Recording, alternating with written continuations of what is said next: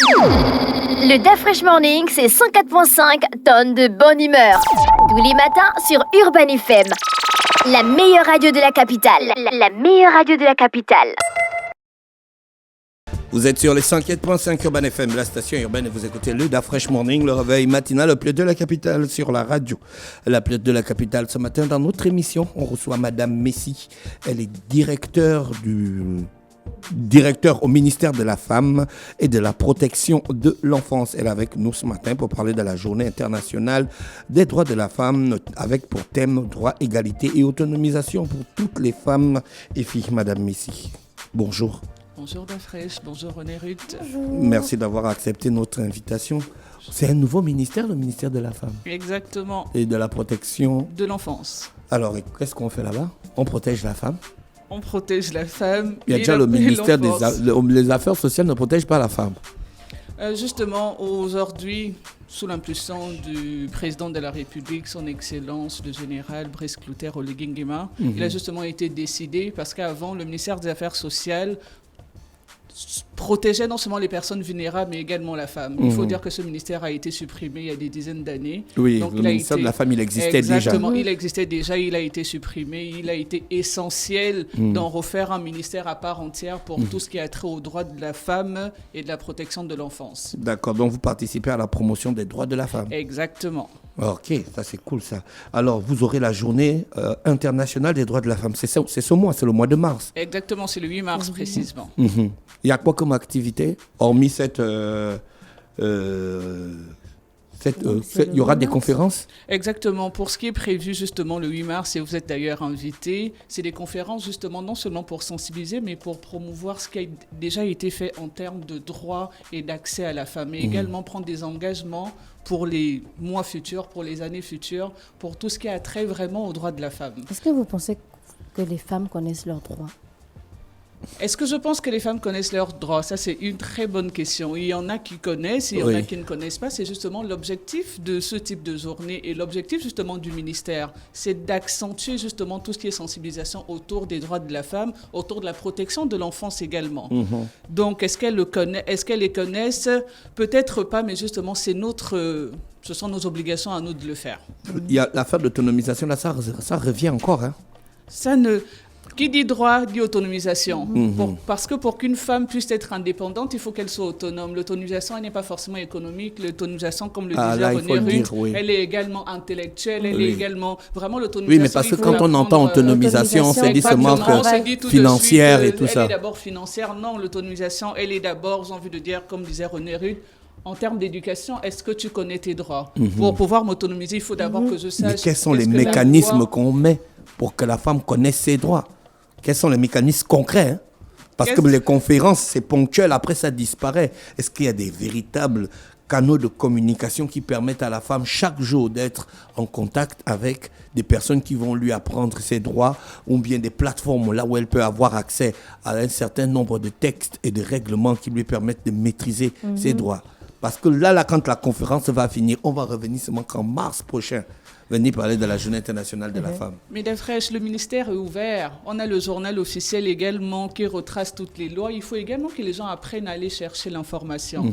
Quand il y a un problème sur TikTok, là, tout le monde est au taquet à aller chercher l'information sur TikTok, sur les réseaux sociaux. Faites de TikTok. Fasse également. On y pense justement. Faites un TikTok pour les droits de la femme. On y pense justement à ouvrir justement les canaux de communication pour toucher un large panel de personnes. Mais malheureusement, tout le monde n'est pas également sur TikTok.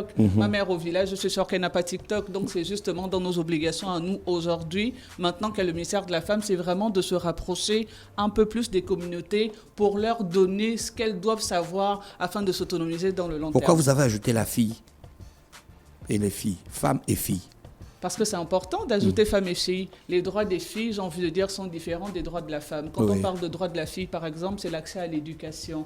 Aujourd'hui, il faut qu'on accentue et qu'on encourage nos jeunes filles, par exemple, qui sont dans les écoles, à aller dans les filières scientifiques, par exemple, qui sont Malheureusement, si on peut dire ça comme ça, réservé aux femmes, qu'est-ce que tu voulais dire? Là, Non, je je sens bien voulais que tu rien voulais rebondir. Non, je ne veux rien dire. Là, Je je sens que t'écoute. tu voulais rebondir.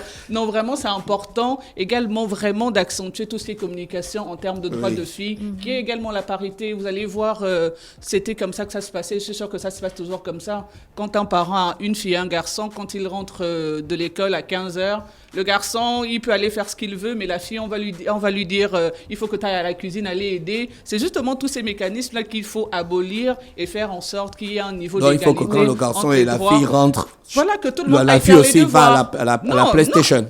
Même aller faire leurs devoirs. On dirait à la fille, toi va à la cuisine, aller aider maman. Le garçon, il va d'abord aller jouer, aller se détendre après tout ce qu'il a fait dans la journée en termes d'école. Mais la fille, elle n'a pas forcément tous ces droits-là. D'accord, d'accord. Est-ce que les- vous travaillez avec certaines associations? Le ministère ministère. des Affaires sociales travaille avec des associations et aujourd'hui, le ministère de la Femme également va travailler justement avec toutes les associations qui concourent à la même cause que le ministère. Bon, vous êtes beaucoup dans les activités des femmes depuis longtemps, vous.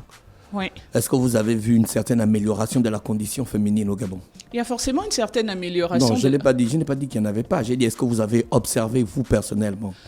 Personnellement, oui, j'ai observé une certaine amélioration de la condition de la femme parce qu'en tant que directeur du centre d'accueil pour la prise en charge des victimes de violences basées sur le genre, c'était des choses qui n'existaient pas. D'accord. C'était des choses qui n'existaient pas. Il n'existait pas de structure d'accompagnement pour les femmes. C'est vrai, je suis sûre que René Ruth me le dira encore. Est-ce qu'on communique assez? Est-ce que tout le monde a accès à l'information? Peut-être pas, mais on va accentuer l'information. C'était un centre qui n'existait pas aujourd'hui, qui existe, qui a quand même pris en charge. Aujourd'hui, plus de 2000 femmes. On veut en faire plus pour justement éviter que certaines dérives n'arrivent encore. Donc j'estime que dans ce sens-là, même les lois ont évolué. C'est vrai qu'en termes d'application, il y a encore un petit flottement, mais il y a les lois qui ont évolué. Aujourd'hui, l'égalité au mariage, avant pour les filles, c'était 15 ans. Oui. Et aujourd'hui, maintenant, il y a une égalité, c'est 18 ans pour tout le monde. Donc j'estime D'accord. qu'il y a quand même une Ah, évolution. ils ont revu ça dans le code civil. Exactement, dans le code civil en 18 ans avec 2021. autorisation des Et- parents ou bien la libre autorisation de la Libre fille? autorisation de la fille et du garçon, 18 ans pour tout le monde, alors qu'avant, c'était 15 ans. Oui, avant c'était 15 ans. Alors, on a beaucoup de femmes, notamment des veuves, qui font plusieurs vidéos sur les réseaux sociaux en disant que les procédures sont assez longues. Est-ce que là aussi, on parle des droits de la femme? Est-ce que vous améliorez les procédures? J'ai envie de dire, en termes de, pour tout ce qui a trait à la veuve et l'orphelin, vraiment les procédures ont été améliorées. Vraiment, les procédures ont été améliorées. Ce qu'il faut dire justement à ces femmes-là, c'est de se rapprocher de la direction de la veuve et de l'orphelin qui est aujourd'hui sous la tutelle du ministère de la Femme. Après, il ne faut pas oublier que derrière, il y a également l'accès à la justice et nous ne gérons pas forcément tous les tenants et les pesanteurs au niveau du tribunal. Donc, vous voyez que ça reste un frein. Est-ce qu'il n'est pas Oui. temps pour vous de créer ce petit pont-là entre votre ministère et le tribunal pour améliorer les procédures pour les femmes? On arrive à peine. Laissez-nous le temps de faire ce qu'il C'est faut. l'administration. C'est l'administration. L'administration, elle est continue. Quand on Non, est je au suis huitième totalement- de finale de la Champions League, il n'y a plus les petites équipes. Non, je suis totalement d'accord avec vous. C'est justement, il faut d'abord faire, j'ai envie de dire, comment est-ce que ça s'appelle? Il faut d'abord faire un benchmarking de ce qui a été fait, de regarder où est-ce que ça coince et effectivement maintenant s'engager à faire en sorte que ces petits légers-là qui étaient encore bloqués, ces obstacles, ces défis puissent être levés. Alors, on parle beaucoup aussi, on a parlé de veuves, c'est vrai, mais je vais peut-être rester encore sur ce plan-là parce Quelle qu'on a des... veuve? Après, je laisse René. S'il te plaît, non. En fait, je veux dire par là qu'on a des femmes, on parle de droits des femmes, c'est vrai, on parle de lois, d'articles, mais on a par exemple au village, on a des femmes qui sont veuves et qui sont obligées de subir par exemple certains actes. Est-ce que vous discutez avec ces femmes-là? Par exemple, Est-ce que vous tu as allez à obligation l'intérieur du pays? de te couper les cheveux si ton mari... C'est-à-dire que tu ne veux peut-être pas faire ça.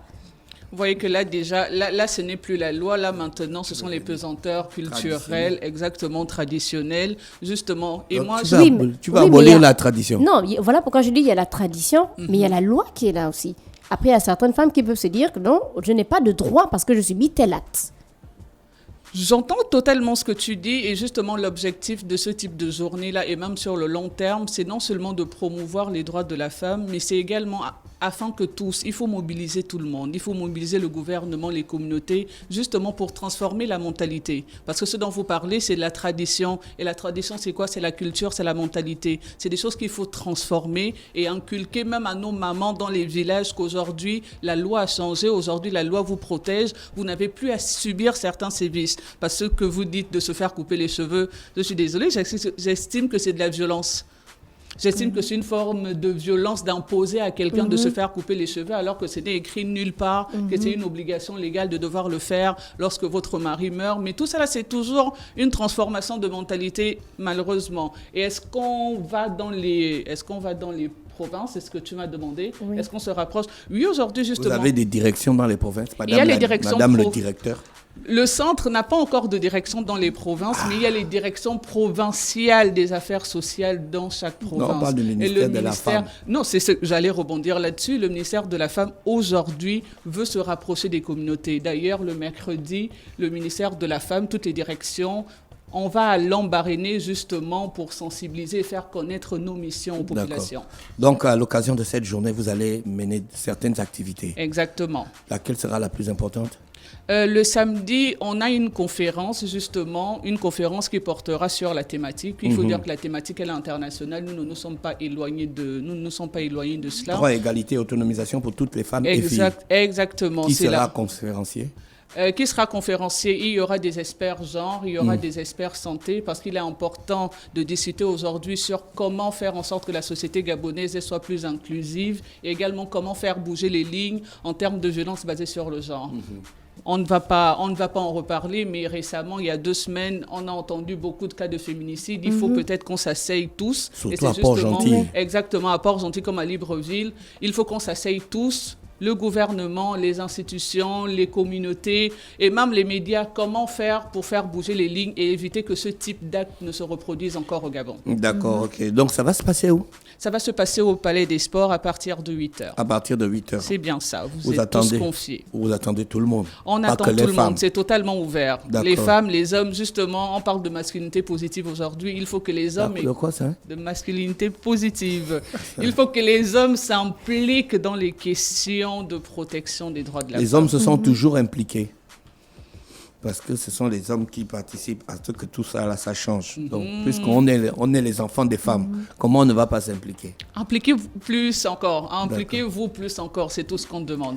D'accord. Merci. Je rappelle qu'on recevait Mme Betty Messi, directeur au ministère de la Femme et de la Protection de l'Enfance, avec elle on parlait donc de la présentation de la Journée internationale des droits de la femme qui va avoir lieu avec une grande conférence ce samedi du côté du Palais des Sports avec une thématique qui est droit, égalité et autonomisation pour toutes les femmes et filles. On vous remercie d'avoir accepté notre invitation. C'est moi qui vous remercie pour l'invitation. Le DAF Fresh Morning, c'est 104.5 tonnes de bonne humeur.